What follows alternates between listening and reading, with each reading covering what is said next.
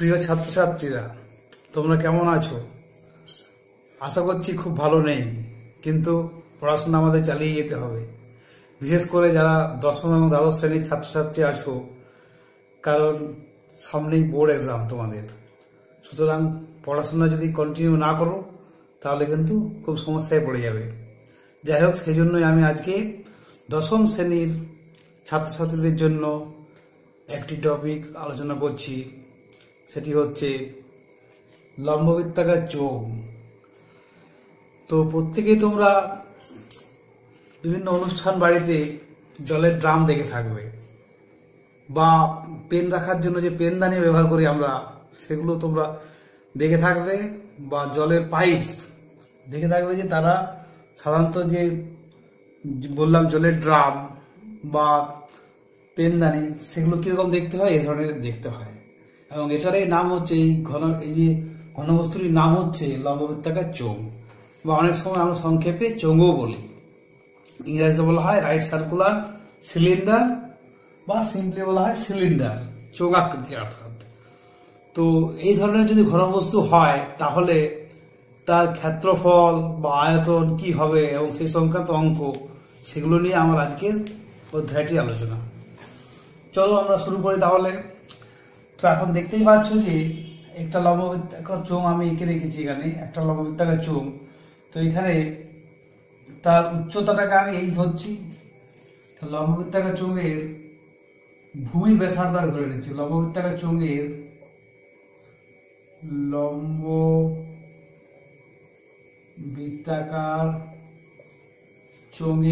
ভূমির ব্যাসার্ধ ধরি লম্ববৃত্তাকার চোঙের ভূমির ব্যাসার্ধ ইকুয়াল টু হচ্ছে আর একক। এই ভূমির ব্যাসার্ধটা আমি আর একক ধরে নিচ্ছি। এটা আর হবে, এটা আর হবে, এটাকেও আর হবে সেম ভাবে, এটা আর একক। আর উচ্চতাটা সমান যদি আমি এইচ একক ধরে নিই, উচ্চতাটা এইচ একক যদি ধরে নিই, তো দেখো যে লম্ববৃত্তাকার চোঙের ক্ষেত্রে মোট কতগুলো তল আছে? মোট তল আছে তিনটে তল। কি কি তল? একটা হচ্ছে দেখো এর নিচের দিকে যেটা আছে, একটা সমতল বৃত্তাকৃতি, উপরটাও সেম, এটাও বৃত্তাকার, এবং এই দুটো হচ্ছে সমতল। আবার এই সাইডে যেটা আছে পার্শ্বতল, সেটা হচ্ছে বক্রতল। তার লম্ববৃত্তাকার চোঙে সাধারণভাবে তিনটে তল থাকে। এবার কিছু কিছু ক্ষেত্রে হয়তো দুটো তল থাকবে, কারণ ধরো এমন হতে পারে যে উপরটা খোলা, মুখটা খোলা আছে, তাহলে সেক্ষেত্রে কি হবে, দুটো তল থাকবে। তো সেগুলো নিয়ে আমি তাহলে একে করে আলোচনায় আসছি। তার আগে তোমাদের আরেকটা কনসেপ্ট আমি দিয়ে দিই, যে লম্ববৃত্তাকার চোঙটা কিভাবে পাওয়া যেতে পারে। তো মনে করো একটা আয়তাকার ক্ষেত্র আছে, বা আয়তাকার একটা চিত্র আছে। আয়তাকার ক্ষেত্রটাকে যদি আমি দৈর্ঘ্য বরাবর ফিক্স রেখে ঘোরাতে শুরু করি, তাহলে কিন্তু যে থ্রি ডাইমেনশনালে যে একটা ঘনবস্তু উৎপন্ন হবে, সেই ঘনবস্তুটাই হবে লম্ববৃত্তাকার চোঙ। আবার বলছি, আমি একটা আয়তক্ষেত্রকে যদি ফিক্সড রেখে ঘোরাতে থাকি দৈর্ঘ্য বরাবর, তাহলে যে থ্রি ডাইমেনশনালে যে ঘনবস্তুর উৎপন্ন হবে, সেটাই হবে লম্ববৃত্তাকার চোঙ। এবং এক্ষেত্রে আয়তক্ষেত্রের যে দৈর্ঘ্যটা, সেটাই হবে উচ্চতা, আর প্রস্থ যেটা আয়তক্ষেত্রের প্রস্থ হবে, সেটাই হবে লম্ববৃত্তাকার চোঙের ভূমির ব্যাসার্ধ। এটা হলো কনসেপশন ব্যাপার, এত জানা দরকার নেই। এখন তোমাদের সূত্রগুলো জানতে হবে। তো একই সূত্রগুলো আলোচনায় আসছি। ধরে নিচ্ছি যে লম্ববৃত্তাকার চোঙের ভূমির ব্যাসার্ধ হচ্ছে আর একক, এবং উচ্চতা হচ্ছে এইচ একক। অতএব কি বলবো? অতএব তাহলে এখনই আমি বললাম যে তিনটে তল হচ্ছে, তাহলে দেখবো যে পার্শ্বতলের ক্ষেত্রফল।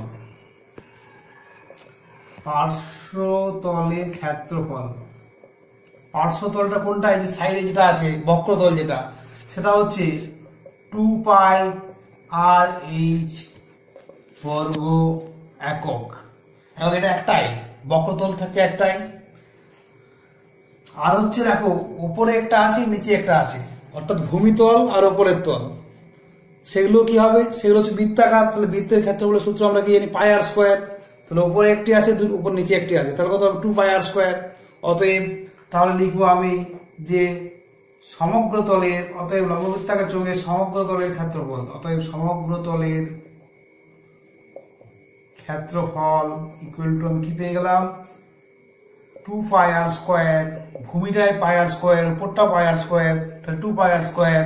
প্লাস এটা পেয়ে গেলাম কত 2πr/h, এটা অবশ্যই হবে বর্গ একক, ক্ষেত্রফল মানে হবে বর্গ একক। তাহলে এখান থেকে 2πr আমি কমন নিয়ে নিতে পারি, তাহলে আমার হয়ে গেল 2πr × r+h বর্গ একক। এটা একটা ফর্মুলা হলো। তাহলে এই একটা ফর্মুলা, এই একটি ফর্মুলা, এই একটি ফর্মুলা, দুটো ফর্মুলা আমরা পেলাম। এরপরে আমাদের জানতে হবে যে এর আয়তনের সূত্র কি হয়। আয়তনটা দেখো, তো এখানে একটা কথা বলে রাখি, আয়তনটা আগে বলি, আমি তারপর বলছি আয়তন। এখানে দেখো আমি বলছি না, কিন্তু সবগুলোই হচ্ছে লম্ববৃত্তাকার চোঙের ক্ষেত্রে। আয়তন হয় ভূমির ক্ষেত্রফল ইন্টু উচ্চতা। তো ভূমির ক্ষেত্রফলটা কি? ভূমিটা হচ্ছে একটা বৃত্তাকার ক্ষেত্র, বৃত্তাকার ক্ষেত্রে বৃত্তের ক্ষেত্রফল আমরা সূত্র আগে জানি πr²। তাহলে ভূমির ক্ষেত্রফল ইন্টু উচ্চতা, তাহলে ভূমির ক্ষেত্রফল কত πr², আর উচ্চতাটা হচ্ছে h, তাহলে πr² × h, এটা কি হবে ঘন একক। তাহলে ইকুয়াল টু হয়ে গেল আমার πr²h ঘন একক। এটাকে আয়তনও বলা হয়, বা আরেকটা নাম আছে, আয়তনের নাম হচ্ছে ঘনফল। তাহলে আয়তন বা ঘনফল হয়ে গেল কি πr²h ঘন একক, এটা নাম দিলাম 3। তাহলে এখানে আমরা 3টে সূত্র মেমোরাইজ করলাম।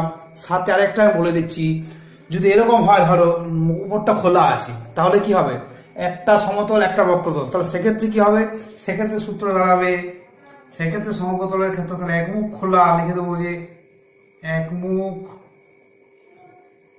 খোলা লম্ব বৃত্তাকার চোঙের সমগ্র তলের ক্ষেত্রফল ইকুয়াল টু হয়ে যাবে কি হবে, তখন উপরটা থাকবে না, তাহলে শুধুমাত্র নিচটাই ভূমিতলটা হলো πr² plus 2πr/h equal to, আমি যদি πr কমন নিয়ে নিই তাহলে হয়ে যাবে r প্লাস 2h এত বর্গ একক। 4টে এই সূত্রগুলো প্রথমে তাহলে ভালো করে মাথায় রাখবে, তারপর আমরা অঙ্ক করব। এরপরে আরেকটা জিনিস তোমাদের আছে, সেটা আমি পরবর্তী ভিডিওতে আলোচনা করব, সেটা হচ্ছে ফাঁপা যদি লম্ববৃত্তাকার চোঙ হয় তাহলে কিরকম হবে, সেটা আমি পরবর্তী ভিডিওতে আলোচনা করব। তো এখন আমাকে তাহলে এই সূত্রগুলো যে কটা বললাম 1 2 3 4 এই 4টি সূত্র মনে রেখে আমার কাজ হবে। আরেকটা কথা বলি তোমাদের, যে যখন তোমরা এই পরিমিতির অঙ্কগুলো করবে তখন সবসময় বাস্তব একটি চিন্তা ভাবনা তোমরা মাথায় রাখবে। বাস্তবটা যদি তোমরা চিন্তা করতে পারো তাহলে কিন্তু এই অঙ্কে ভুল হওয়ার সম্ভাবনা কম। প্রথমে যখনই লম্ববৃত্তাকার চোঙ বলবে তখন একটা ড্রামের কথা মাথায় ভেবে নেবে, তারপর সে দেখবে যে কোনটা খোলা আছে কোন দিকটা বন্ধ আছে, এরকম একটা মাথাতে সাথে সাথে নিয়ে আসবে, একটা অর্থাৎ কাল্পনিক ধারণা নিয়ে আসবে সাথে সাথে বাস্তবের সাথে সামঞ্জস্য রেখে, তাহলে তোমাদের অঙ্ক করতে অনেকটা সুবিধা হয়ে যাবে। চলো আমরা অঙ্কগুলো শুরু করি, অনুশীলনী। তাহলে এই সূত্রগুলো তোমাদের মনে রাখতে হলো প্রথমেই, তারপর আমরা এবার অঙ্ক শুরু করব। তোমাদের বইয়ে যে দেওয়া আছে গভর্নমেন্টের বই, সেটা হচ্ছে পেজ নাম্বার 140, দশম শ্রেণীর পেজ নাম্বার 140, অধ্যায় হচ্ছে 8।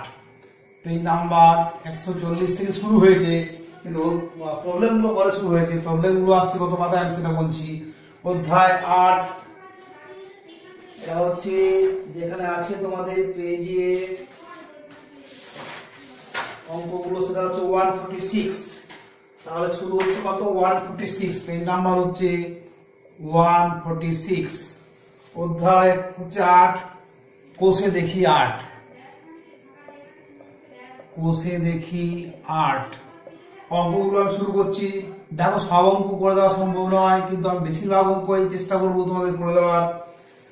তো প্রথমে আমি 3 অঙ্ক শুরু করছি। স্টিলের পাতলা চাদর দিয়ে তৈরি ঢাকনার সময় একটি ড্রামের ব্যাসের দৈর্ঘ্য বলা আছে, ড্রামটি তৈরি করতে এত বর্গ সেমি চাদর লাগে, তবে ড্রামটির উচ্চতা হিসেব করে লিখি। তাহলে এখানে দেখতেই পাচ্ছ যে ড্রামটা কি আছে, ঢাকনা দেওয়া আছে, তার মানে দুটো দিকেই হবে, অর্থাৎ এবং এটা কি সমগ্র তলে ক্ষেত্রফলের সূত্র আমাকে কাজে লাগাতে হবে। ড্রামের উপরটা আছে, নিচটাও আছে, ঢাকনাটা দেওয়া আছে, তাহলে পার্শ্বতল সবাই মিলে হচ্ছে সমগ্র তলের ক্ষেত্রফল কাজে লাগাতে হবে। তাহলে ধরে নিই, ধরে ড্রামটির উচ্চতা ইকুয়াল টু হচ্ছে 8 সেমি, 8 সেমি ধরে নিলাম। ড্রামের ব্যাসের দৈর্ঘ্য বলা আছে, ভূমির ব্যাসার্ধ, তাহলে ব্যাস ধরা আছে, তাহলে ভূমির ব্যাসার্ধ আর ইকুয়াল টু কত হবে, 28 সেমি হচ্ছে ব্যাস বলা আছে, তাহলে ব্যাস মানে ব্যাসার্ধ 28/2 সেমি ইকুয়াল টু হয়ে গেল 14 সেমি, ব্যাসার্ধ পেয়ে গেলাম। এবার আমি সূত্রটা আমি কি কাজে লাগাবো, এখানে সমগ্রতলের ক্ষেত্রফল যে পরিমাণ পাত লাগছে সেটা কি হবে সমগ্রতলের ক্ষেত্রফল, তাহলে সমগ্রতলের ক্ষেত্রফলের সূত্র আমি কাজে লাগাবো প্রশ্ন অনুসারে 2 pi R into R plus H equal to বলা আছে আমার 1816। এখান থেকে আমাকে এইচ এর মানটা বের করে নিতে হবে।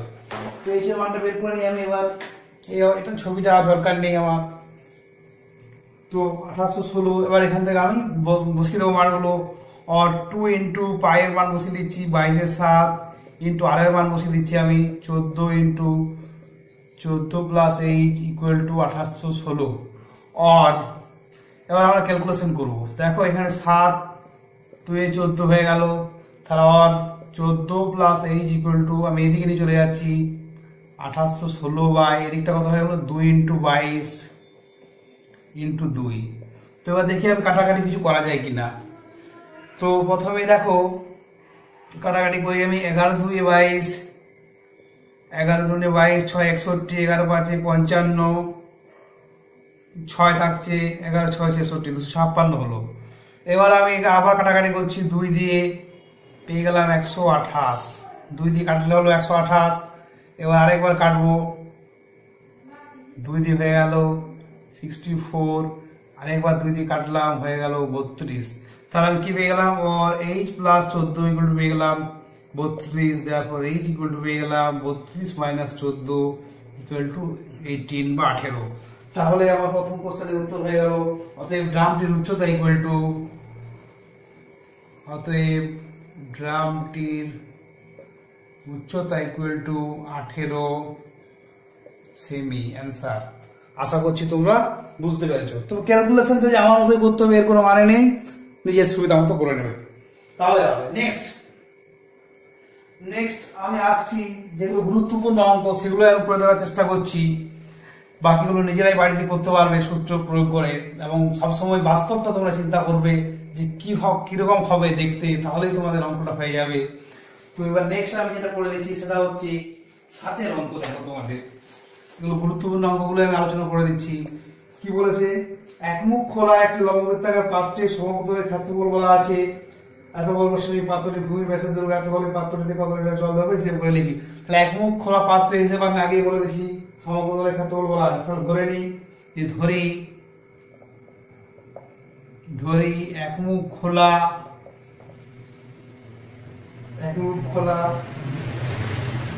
লম্ববৃত্তাকার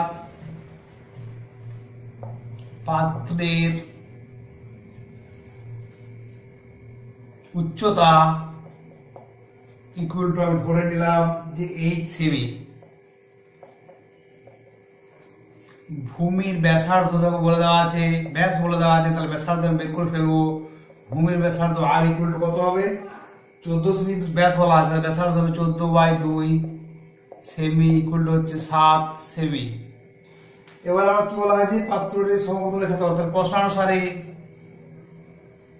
একমুখ খোলা যে লম্ববৃত্তাকার চোঙ থাকে তার সূত্র অনুযায়ী আমি কি পেয়েছিলাম, তার সূত্রে আমি পেয়েছিলাম দেখবে লেখা আছে যে কত ছিল 2 পাই আর এইচ প্লাস পাই আর স্কোয়ার। তাহলে পাই আর ইন্টু যদি কমন নিয়েছিলাম তাহলে কত ছিল আর প্লাস 2h। এটা দেখো সূত্র ছিল একমুখ খোলা চোঙের ক্ষেত্রে, কারণ একটা তল সেক্ষেত্রে কম হচ্ছিল সমতলটা, এইটা ইকুয়াল টু হচ্ছে এখানে 2002। এবার এখান থেকে আমি কি করব, এখান থেকে আমি এইচ এর মান বের করে নেব প্রথমে। তো প্রথম কাজ হচ্ছে আমার এইচ এর মান বের করা, और বসিয়ে দিয়ে আমি পাই মানে 22/7 ইন্টু আর হচ্ছে 7 into 7 plus 2h equal to হচ্ছে 2002। দেখো এই 7 ক্যান্সেল হয়ে গেল, और হয়ে গেল 7 প্লাস 2h ইকুয়াল টু, এটা ভাগ করে দেবো এদিকে নিয়ে গিয়ে, বাই হচ্ছে 22। তো এবার দেখি কাটাকাটি করা যায় কিনা, দেখি কাটাকাটি হয়তো একেবারে আমি করে নিতে পারি, অসুবিধা কিছু নেই। 22 9 দেখো যদি তোমরা একটু ভেবে নাও তাহলে এটা হয়ে গেল কত, 22 9 হচ্ছে 198, 22 9 হচ্ছে 198 থাকলো 2, 22 কে 22 91 হয়ে গেল। তাহলে দেখো এখান থেকে পেয়ে গেলাম 2h ইকুয়াল টু পেয়ে গেলাম 91 মাইনাস 7 ইকুয়াল টু 84। দেখে নিচ্ছি আমি আরেকবার ক্যালকুলেশনটা ঠিক আছে কিনা। কি দেওয়া আছে দেখে নিচ্ছি, সেটা হচ্ছে পাই R into R plus 2h। এখানে 2002 বলা আছে, ঠিক আছে। এটা হচ্ছে 7 7 plus 2h equal to 2002, 7 plus 2h 2002, 22 একে 22 9 হচ্ছে 198, তাহলে থাকছে আমার কত 2 22 22 একে 22 91, ঠিক আছে। তো 7 প্লাস 2h হয়ে গেল 91 মাইনাস 7 84 হয়ে গেল। আর এখান থেকে দেখো পেয়ে যাচ্ছি আমি और h ইকুয়াল টু পেয়ে যাচ্ছি 84/2 ইকুয়াল টু হচ্ছে 42। তাহলে h টা পেয়ে গেলাম। অতএব উচ্চতা পেয়ে গেছি আমি। তাহলে পাত্রটিতে কত লিটার জল ধরে, কতটা জল ধরে, তাহলে কি হবে পাত্রটির কত জল ধরে মানে কি বের করতে হবে, পাত্রটির আয়তন বা ঘনফল বের করবো। পাত্রটির আয়তন ইকুয়াল টু আমি কি জানি সূত্র পাই আর স্কয়ার এইচ। পাই এর মান 22/7, আর এর মান আমার জানা আছে 7 স্কয়ার ইন্টু এইচ টা পেয়ে গেছি 42। এত কি হবে, এত ঘন সেমি হবে, এত ঘন সেমি। ইকুয়াল টু দেখো এবার বসিয়ে দিচ্ছি আমি। 7 স্কয়ার 7 মানে একটা কেটে গেল, তো এখানে 7 থেকে গেল। 42 ইন্টু 7 ইন্টু 42 এত ঘন সেমি। তো আমরা জানি যে 1000 ঘন সেমি সমান হচ্ছে 1 লিটার। তাহলে এটাকে আমি যদি ভাগ করে দিই 22 ইন্টু 7 ইন্টু 42 যদি 1000 করে দিই, তাহলে এত কি হয়ে যাবে, লিটার হয়ে যাবে। কেন হয়ে যাবে, কারণ আমরা জানি যে 1000 ঘন সেন্টিমিটার সমান হচ্ছে 1 লিটার, সেজন্য 1000 দিয়ে ভাগ করে দিলাম। এবার এটাকে আমাকে একটু হিসেবটা করে নিতে হবে, কত আসছে দেখে নিচ্ছি আমি। তো এখানে দেখো তোমরা অনেকভাবে গুণটা করতে পারো। তো এখানে 22 ইন্টু হয়ে যাচ্ছে দেখো 22 7 কত 154, 7 দুগুণে 14, 4 হাত 1, 7 দুগুণে 14 15 ইন্টু 42 বাই হচ্ছে 1000। এখান থেকে যদি তোমরা হিসেবটা করে নাও তাহলে অন্যভাবে করতে পারো। গুণটা আমি মুখোমুখি করে দিচ্ছি, তোমরা তেমনি ভাবে গুণটা করে নেবে সিম্পলি। আমি একটু মুছে দিই, জায়গাটা কম হচ্ছে আমার।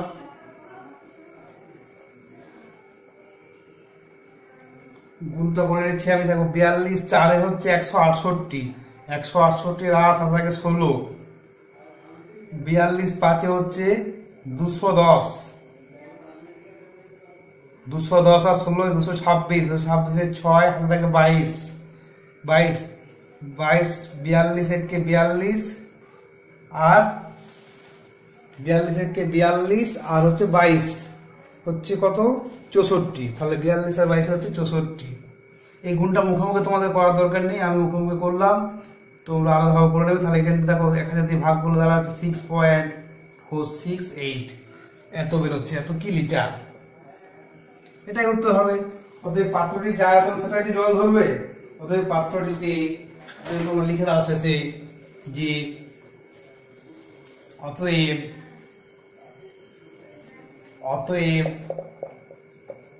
পাত্রটিতে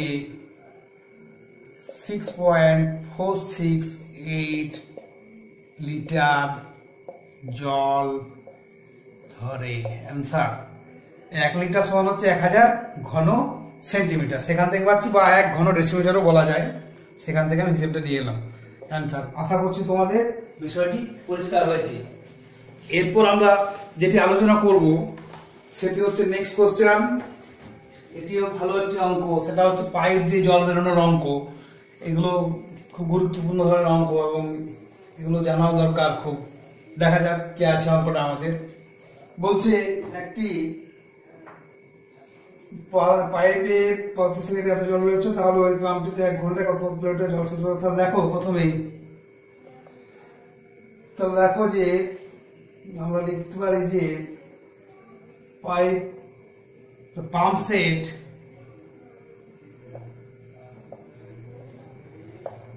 এক মিনিটে যে পরিমাণ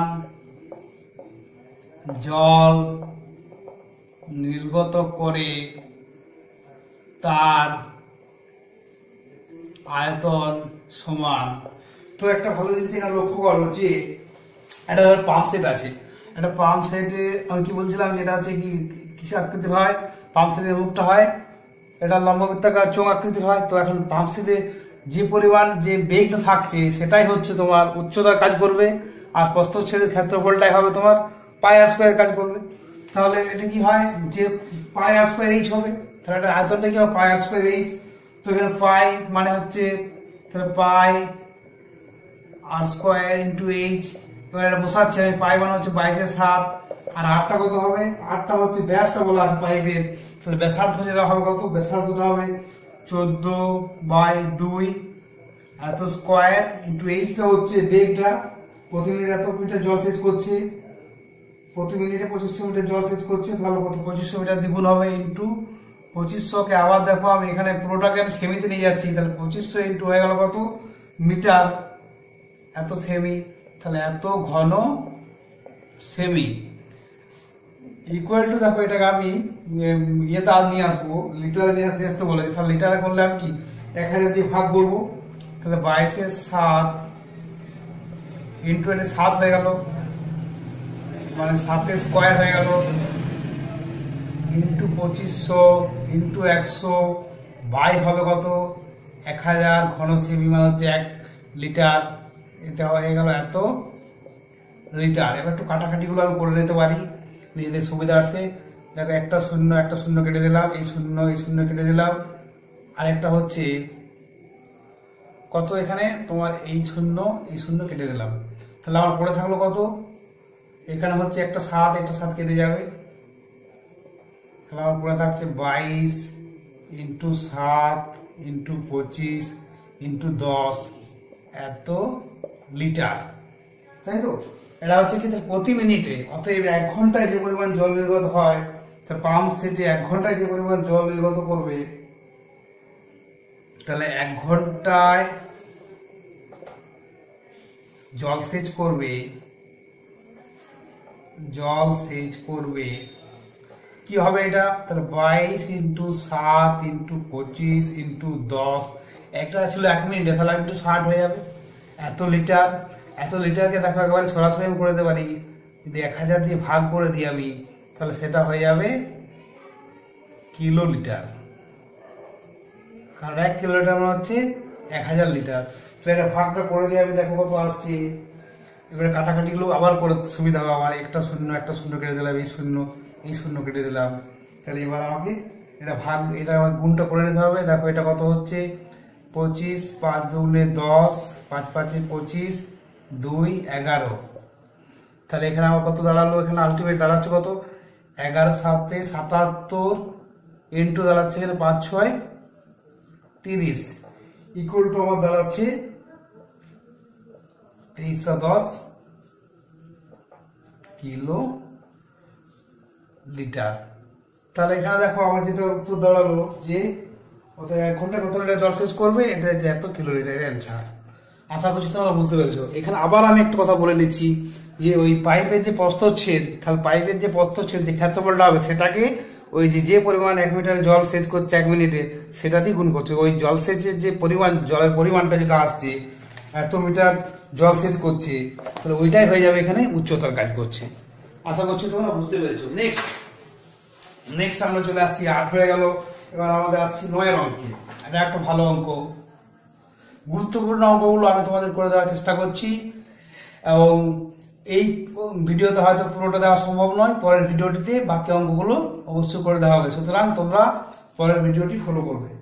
তো এবার দেখি কি আছে পরের কোশ্চেন, 9 কোশ্চেন কি বলা আছে দেখে নি আগে। 7 মিটার ব্যাসের একটা লম্বা গ্যাস জার আছে, সেই গ্যাস জারে কিছু জল আছে, এই জলে একটা ধরনের ব্যাস ডোবানো হচ্ছে, তাহলে জলসেচ কতটুকু উঠবে। তাহলে ধরে নি আমি যে ধরি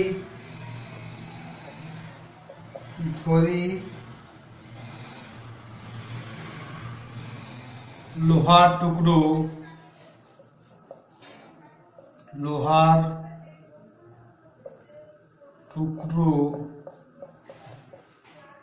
ডোবানো হলে 8 সেমি জলতল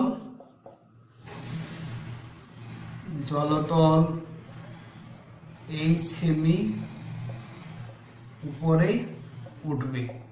দেখো এখানে একটা কথা বলি যে একটা ধরো ড্রাম আছে বা লম্ববৃত্তাকার চোঙ আছে। তো এই লম্ববৃত্তাকার চোঙে লম্ববৃত্তাকার একটা ড্রাম আছে বলা হয়েছে। তো এই গ্যাস জার, আর কিন্তু গ্যাস জারটা কি, গ্যাসটা অবশ্যই লম্ববৃত্তাকার চোঙ।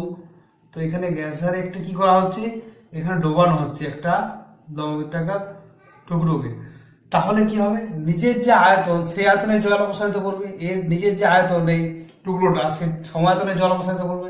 তাহলে এটার আয়তনের সাথে কি হবে, ওই যে পরিমাণ যে বৃদ্ধি পাচ্ছে, বৃদ্ধি পাওয়ার জল ধরো এটা ছিল দিয়ে এখানে হয়ে গেল এটা, তাহলে যে যে পরিমাণ জল বৃদ্ধি পাবে, আয়তনটা বৃদ্ধি পাবে, সেটা কি হবে, সেটা আয়তন বৃদ্ধি পাবে, এই আয়তনের সঙ্গে সমান হবে। তাহলে কি হবে, অতএব প্রশ্ন অনুসারে দেখো আমরা লিখতে পারি সমায়তনে জল অপসারিত করবে, তাহলে সেটাই উপরে উঠবে। তাহলে এখানে দেখো এই সিমি উপরে উঠছে বলা হয়েছে, তো গ্যাস জারের ব্যাসটা বলা আছে। তাহলে প্রশ্ন অনুসারে দেখো আয়তনটার সাথে এটা আয়তন সমান হবে। তাহলে প্রশ্ন অনুসারে পাই ইন্টু আর স্কোয়ার, আরটা হচ্ছে কত 7 সেমি ব্যাস বলা আছে, তাহলে 7 এর 2 হবে ব্যাসার্ধটা, পাই আর স্কোয়ার ইন্টু এইচ, এই যে এইচটা এটাই উঠবে। তাহলে পাই আর স্কোয়ার এইচ ইকুয়াল টু হয়ে যাবে তোমার ওই যে বলে যেটা লম্ববৃত্তাকার চোঙ কিন্তু টুকরো ডোবানো হয়েছে তার আয়তনটা সমান হবে, সেটা কত হবে পাই আর স্কোয়ারটা। আর কত বলা আছে, লম্বাটা বলা আছে, আরটা বলা আছে 5.6 সেমি দৈর্ঘ্যের ব্যাস, তাহলে 5.6/2 তার হোল স্কোয়ার হয়ে যাবে। এটা হচ্ছে ব্যাস বলা আছে, ব্যাসার্ধ বের করলাম, ইন্টু হচ্ছে উচ্চতা বলা আছে 5 সেমি। তাহলে এখান থেকে আমি এইচ এর মানটা বের করে দেবো। তো এইচ এর মানটা বের করতে গেলে কি করতে হবে, তাহলে দেখো প্রথমে এই দেখো পাই পাই পাই ক্যান্সেল হয়ে গেল। এখানে দেখো এবার আরেকটা জিনিস, এই 2 স্কোয়ার 2 থেকে ক্যান্সেল হয়ে যাচ্ছে, তাহলে আমার পড়ে থাকছে কত, 7 স্কোয়ার ইন্টু H1 আমার পড়ে থাকছে 5.6 তার হোল স্কোয়ার ইন্টু 5, কারণ এই 2 স্কোয়ার দিয়ে ক্যান্সেল হয়ে গেছে। অতএব H ইকুয়াল টু আমি লিখতে পারি দেখো 5.6 ইন্টু 5.6 ইন্টু 5 বাই নিচে আমি 7 স্কোয়ার মানে 7 ইন্টু 7 লিখতে পারি। এবার একটু কাটাকাটি করে নিই তাহলে সুবিধা হয়ে যাবে, দেখো 7.8 হয়ে গেল, এটাকেও যদি কেটে দিই আমি হয়ে যাচ্ছে 0.8, তাহলে কত হয়ে গেল 8 5 40 মানে 4 ইন্টু 4.8 মানে হয়ে গেল 3.2। অতএব কি হবে, অতএব জলতল 3.2 সেমি, অতএব জলতল 3.2 সেমি উপরে উঠবে। আশা করছি তোমরা বুঝতে পেরেছো। নেক্সট আমরা যে অঙ্কে চলে যাব সেটি হচ্ছে 10-এর অঙ্ক। দেখো 10-এর অঙ্ক কি, এটাও ভালো কোশ্চেন, এটা খুব সহজ কোশ্চেন, একটি ডাইরেক্ট ফর্মুলা বসালে অঙ্ক হবে, কিন্তু পরীক্ষায় এই ধরনের অঙ্কই থাকে। পরীক্ষায় সাধারণত বেসিকের উপর যে কোশ্চেন গুলো হয় সেগুলোই তোমাদের দেয়। 10-এরটা কি বলা হয়েছে, বলছে একটি লম্ববৃত্তাকার চৌম্বকীয় বক্রতলের ক্ষেত্রফল বলা আছে এবং আয়তন বলা আছে, তাহলে ব্যাসের দৈর্ঘ্য উচ্চতা হিসেব করতে হবে। তাহলে ধরি লম্ববৃত্তাকার চোঙের ব্যাসার্ধ ইকুয়াল টু মিটারে বলা আছে, তাহলে আর মিটার ধরে নিচ্ছি আমি, এবং উচ্চতা সমান হচ্ছে h মিটার। অতএব প্রশ্ন অনুসারে কি বলা আছে, বক্রতলের ক্ষেত্রফল বলা আছে। তাহলে বক্রতলের ক্ষেত্রফল আমি সূত্র কি জানি, 2 পাই আর h, তাহলে 2 pi R h equal to হয়ে গেল 264, 1 নাম্বার নাম দিয়ে দিলাম। এবং কি আরেকটা বলা আছে, আয়তনটা বলা আছে, আয়তনটা কি বলা আছে পাই আর স্কোয়ার, তাহলে আয়তনের সূত্র কি জানি, পাই আর স্কোয়ার h ইকুয়াল টু হচ্ছে 924, এটা 2 নাম্বার নাম দিয়ে দিলাম। এই প্রসঙ্গে তোমাদের আরেকটা কথাও বলে রাখি যে তোমরা যদি পরীক্ষার সময় সূত্রগুলো ঠিক করে বসাতে পারো তাহলেও কিন্তু তোমরা এই দুটো সূত্রের জন্য 2 নাম্বার পেয়ে যাবে। যদি 2 নাম্বার না পাবে 1 নাম্বার পাবেই, এরপর আমাকে হিসেবটা করতে হবে।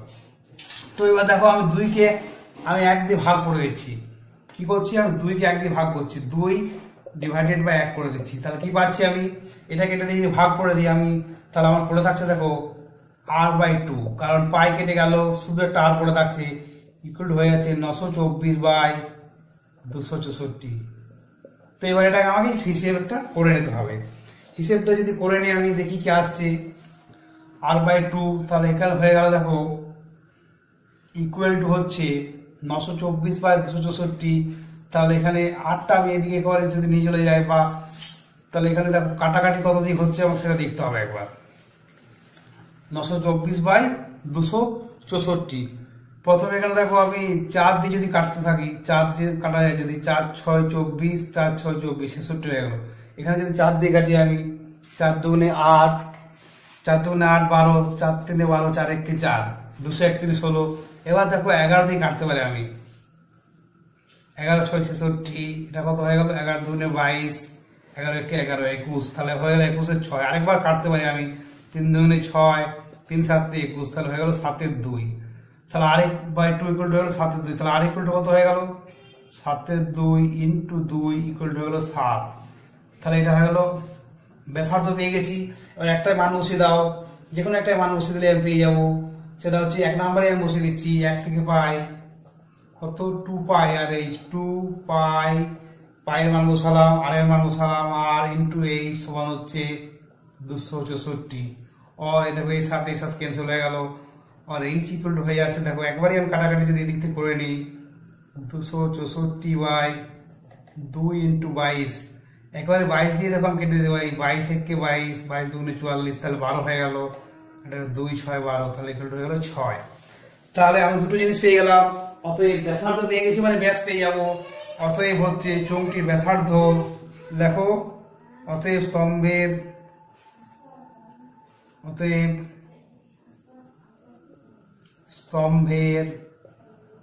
ব্যাসার্ধ পেয়েছি 8 7, ব্যাস হবে 2 ইন্টু 7 ইকুয়াল টু 14 মিটার, এবং উচ্চতা